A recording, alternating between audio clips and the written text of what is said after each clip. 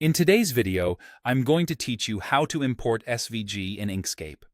By the end, you'll confidently bring vector artwork into your project without hiccups, whether you prefer using the menu or a quick drag and drop. Start by launching Inkscape on your desktop. Give it a moment to load into the main workspace. You'll see a blank canvas in the center, toolbars around the edges, and the menu bar at the top. If you're new to Inkscape, that top menu is where most file actions live, and it's exactly where we'll go next. Decide whether you want to import your SVG into an existing design or start fresh. If you already have a file you're working on, open it like you normally would so your current layout is on screen. If you're starting from scratch, create a new document. Either way works.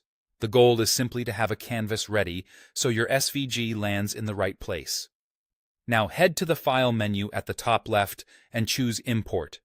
This tells Inkscape you want to bring external content into the current document rather than opening it as a separate file. A file browser window will appear. Navigate to the folder where your SVG is stored, select the SVG file you want, and confirm to bring it in. After a short moment, your artwork will appear on the canvas. If it looks very large or very small, don't worry. Zoom in or out to check the details and confirm everything came in cleanly. Because SVGs are vector-based, they remain sharp at any zoom level. A quick note here.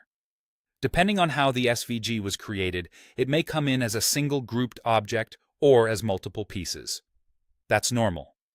The key point is that your vector shapes and paths are preserved, so you can adjust and edit them as needed once it's on the canvas. If you prefer an even faster method, you can simply drag the SVG file from your computer's File Explorer directly onto the open Inkscape canvas.